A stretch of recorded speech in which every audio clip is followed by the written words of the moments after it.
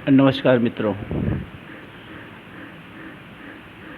पिछले कुछ वर्षों पहले देश में भ्रष्टाचार और राजनीतिक शुद्धिकरण का एक बहुत बड़ा आंदोलन चला था। सबको याद होगा, इंडिया अगेंस्ट करप्शन, जो कि अन्ना हज़ारे के नेतृत्व में और तमाम सामाजिक संगठन उससे जुड़े थे। एक बड़ा आंदोलन चला था। आंदोलन समाप्त हुआ, सफलतापूर्वक समाप्त हुआ मैं इसे नहीं कहूँगा, क्योंकि जो आंदोलन की मंशा थी वो शायद अधूरी रह गई और किन्हीं कारणों से आंदोलन समाप्त हुआ आश्वासनों के साथ सरकार के, जो कि शायद आज तक नहीं पूरा हुआ। लेकिन इसी आंदोलन से निकलकर एक राजनीतिक दल बना, आम आदमी पार्टी, अरविंद केजरीवाल के नेतृत्व में। जब केजरीवाल राजनीतिक दल बना रहे थे तो इस आंदोलन से जुड़े तमाम लोगों ने, तमाम बौद्धिक लोगों ने और तमाम ऐसे लोग जो इस आंदोलन से दिलो जान से जुड़े थे, उसमें तमाम लोगों का ये मानना था कि इस आंदोलन को राजनीतिक दल बनाने से बचना चाहिए।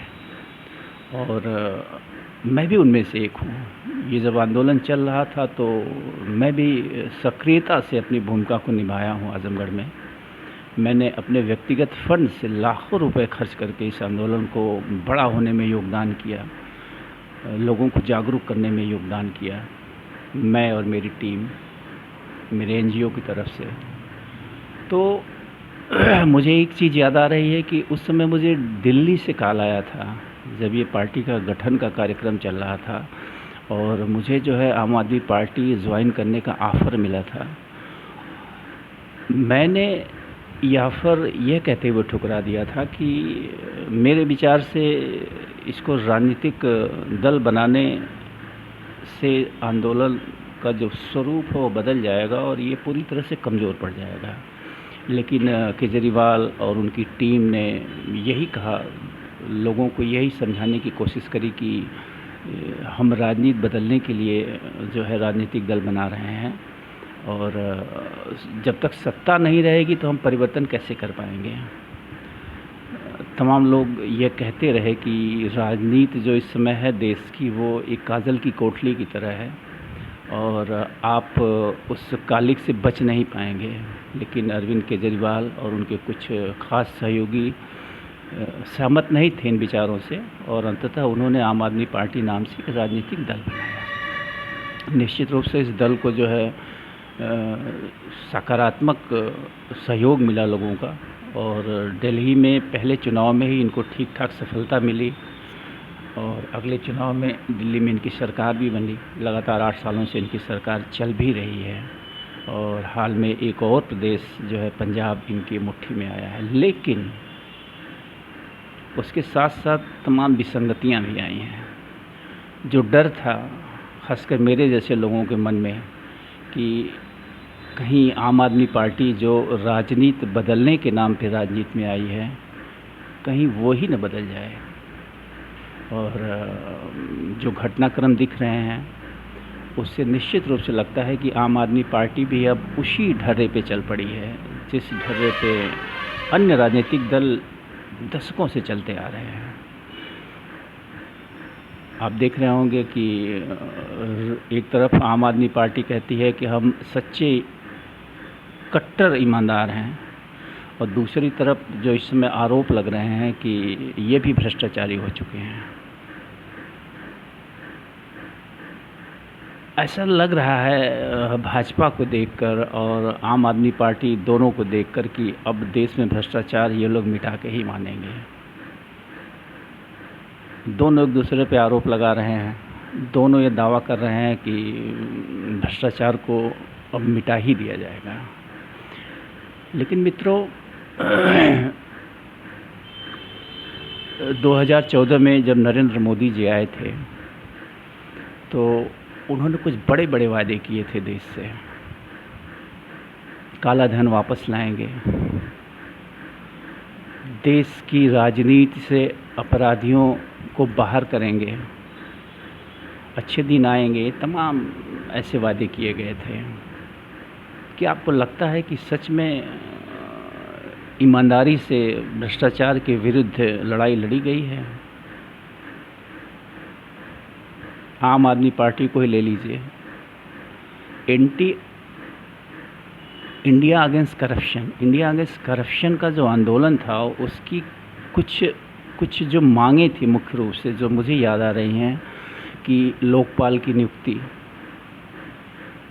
प्रोटेक्शन ऑफ विसिल ब्लोअर, यानी कि जो न्यायपालिका भ्रष्ट हो रही है उसका मेन कारण यह मानना था कि जो गवाह हैं उनको प्रोटेक्ट नहीं कर पाती है सरकारें, इसलिए जो है मुकदमों में अंतिम न्याय नहीं हो पाता है, गवाह भटक जाते हैं या दबाव में उन्हें जो है अपने बयान बदलने के लिए मजबूर किया जाता है। तो ये 2-3 मांगें आम आदमी पार्टी की थी कि लोकपाल नियुक्त करेंगे जो सरकार से ऊपर होगा, मुख्यमंत्री या प्रधानमंत्री से भी ऊपर होगा, वो इनकी निगरानी करेगा कि ये कहाँ गलत है और कहाँ सही है। क्या अरविंद केजरीवाल ने दिल्ली में लोकपाल की नियुक्ति करी? शायद नहीं करी। खैर, मैं यहाँ बहुत दोषी नहीं मानता हूँ अरविंद केजरीवाल को, क्योंकि दिल्ली की सरकार आधी अधूरी सरकार है, बहुत सारे पावर हैं जो उनके हाथ में नहीं थे। लेकिन फिर भी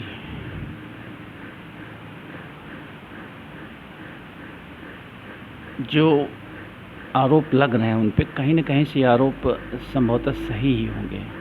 लेकिन यहाँ एक बात ये सोचने वाली बात है कि आखिर भ्रष्टाचार की ये लड़ाई की जो बात कर रहे हैं, जो प्रधानमंत्री जी इस लड़ाई की बात कर रहे हैं, या जो कोई भी इस लड़ाई की बात कर रहा है, आखिर ये लोग भ्रष्टाचार का जो जड़ है, जो कारण है, उसकी कभी बात क्यों नहीं करते हैं?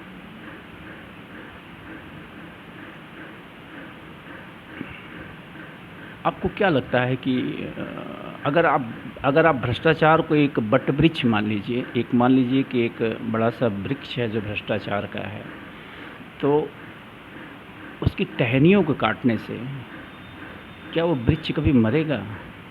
नहीं, कभी नहीं मरेगा। और भ्रष्टाचार की जो लड़ाई चल रही है, ये जो भ्रष्टाचार मिटाने का दिखावा किया जा रहा है, मैं दिखावा ही इसे कहूँगा, क्योंकि असल मंशा किसी की नहीं दिख रही। न तो वो नरेंद्र मोदी की असल मंशा है कि भ्रष्टाचार को मिटाया जाए, और न तो किसी राजनीतिक दल की मंशा दिख रही है कि भ्रष्टाचार को मिटाया जाए। जहाँ तक मेरा मानना है, भ्रष्टाचार की जो मेन जड़ है उस पर तो कभी कोई चर्चा ही नहीं करता है। भाजपा जो है इन दिनों आम आदमी पार्टी पे आरोप लगा रही है कि उसने शराब माफियाओं के 111 या 12 करोड़ रुपए क्यों माफ़ कर दिए। और विडंबना देखिए, ये वो सरकार पूछ रही है जिसने 14 लाख करोड़ का कर्ज माफ़ किया है व्यवसायियों का, बड़े बड़े व्यवसायियों का। पिछले 8 सालों में भाजपा सरकार के कार्यकाल में लगभग 14 लाख करोड़ रुपए माफ़ किए गए हैं। क्या ये प्रश्न नहीं बनता है कि 14 लाख करोड़ रुपए क्यों माफ़ किए गए? आप कहते हो कि आम आदमी पार्टी की जांच करा रहे हो आप सीबीआई से कि 111 करोड़ वर्सेस 14 लाख करोड़ रुपए, 111 करोड़ रुपए क्यों माफ़ किए गए, इसकी जांच चल रही है इस देश में। और 14 लाख करोड़ रुपए क्यों माफ़ किए गए, इसके बारे में कोई पूछने वाला नहीं है। मित्रों, भ्रष्टाचार की जो मूल जड़ है वो है राजनीतिक चंदा। आप विश्वास करिए, मेरे पास पावर नहीं है, किसी के पास पावर नहीं है। इन्होंने संसद में कानून बना रखा है कि इनके चंदे के बारे में कोई जानकारी नहीं ले सकता, सुप्रीम कोर्ट तक नहीं पूछ सकता है कि ये चंदा कितना आया, कहाँ से आया, किसने दिया, क्यों दिया। तो मेरा मानना है कि ये जो कर्ज माफ़ी का खेल चल रहा है इस देश में,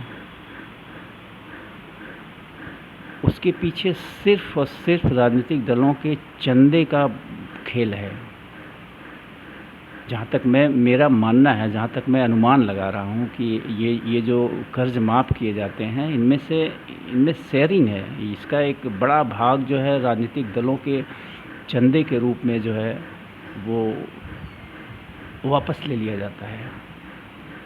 और ये खेल जो दशकों से चल रहा है इस देश में, मैं नहीं कह रहा हूँ कि भाजपा ने इसको शुरू किया है, ये हमेशा से इस देश में चलता रहा है। चाहे जो भी सरकारें रही हों, चाहे वो केंद्र सरकार रही हो, चाहे वो राज्य सरकारें रही हों, सब ने चंदे का ये खेल खेला है। बड़े बड़े व्यवसायियों को, उद्यमियों को सरकारी खजाने से लाभ पहुंचाना, फिर उस लाभ में से एक बड़ा हिस्सा राजनीतिक चंदे के रूप में पार्टी में ले लेना, यही खेल चल रहा है। और भ्रष्टाचार का मूल कारण भी यही है। अगर सच में जांच करी जाए कि 2014 से सरकार में आने के बाद भाजपा को कितना चंदा मिला है और कहां कहां से मिला है, तो निश्चित रूप से आप पाएंगे कि अधिकांश चंदा वहीं से आया है जहां जिन कंपनियों को, जिन व्यवसायियों को बड़ा बड़ा लाभ पहुंचाया गया है। 14 लाख करोड़ रुपए माफ़ किए गए हैं व्यवसायियों को। क्यों? छोटे छोटे किसान 10,000 20,000 रुपये कर्ज न भर पाने के कारण जो है आत्महत्या तक करने को मजबूर हो जा रहे हैं इस देश में। और इन व्यवसायियों को लाख लाख करोड़, अभी हाल ही में 22,000 करोड़ बाबा रामदेव का माफ़ किया गया है। क्यों? ये प्रश्न कौन पूछेगा? तो मेरा कहने का तात्पर्य ये है कि जो भ्रष्टाचार का खेल चल रहा है, ये सिर्फ़ और सिर्फ दिखावा है। किसी सरकार की मंशा नहीं है कि ये भ्रष्टाचार दूर हो, क्योंकि इसी भ्रष्टाचार से ही ये धनोपार्जन करते हैं। आज भाजपा की आर्थिक स्थिति देखिए और अन्य पार्टियों की आर्थिक स्थिति देखिए। भाजपा ने चंदे के नाम पे अकूट संपदा लूटी है देश की। ये कहीं न कहीं से हमारा और आपका टैक्स का पैसा ही है, चाहे वो जैसे भी घूम फिर के गया, वह है आपका ही पैसा, हमारा ही पैसा, टैक्स का ही पैसा है।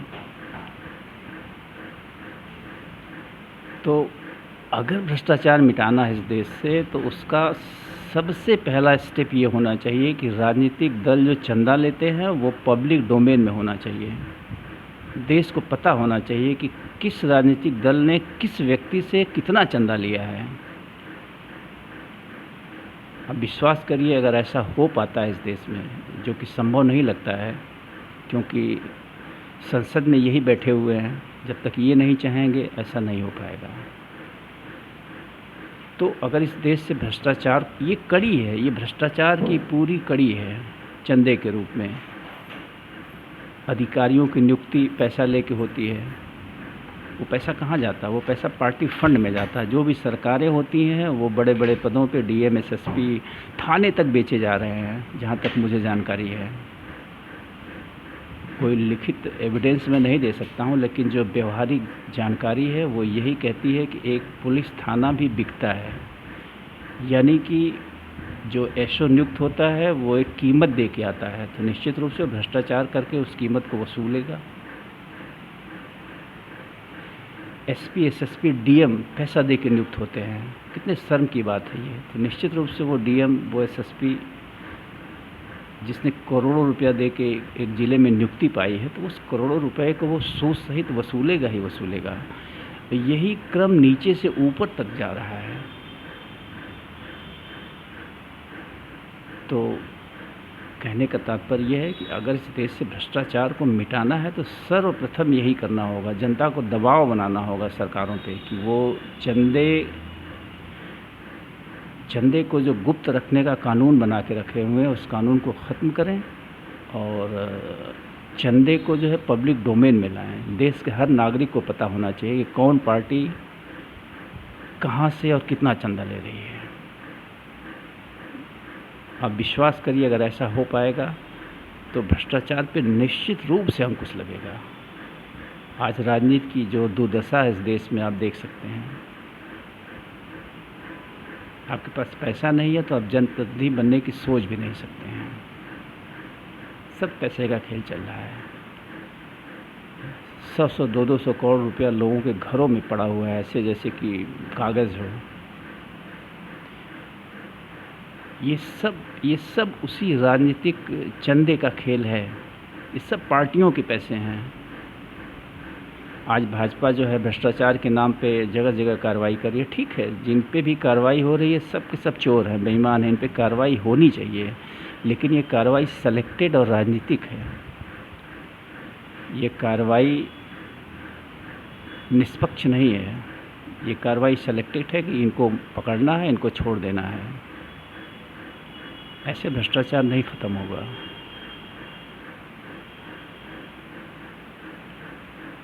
निष्पक्ष कार्रवाई होनी चाहिए। भाजपा आज के डेट में मैं कहूँगा कि अब तक देश में एक गंगा मैया थी। माना जाता है कि गंगा में नहा के आदमी के सारे पाप धुल जाते हैं। वैसे ही एक और गंगा इसमें विकसित हुई है देश में, वो है भाजपा, भारतीय जनता पार्टी जो सत्ता में है। कितने भी बेईमान, चोर, भ्रष्ट हों, आप भाजपा की सदस्यता ग्रहण कर लीजिए और आपके सारे पाप धुल जाएंगे। ये दूसरी नई गंगा पैदा हुई है इस देश में। तो ऐसे गंगाओं की आलोचना होनी चाहिए।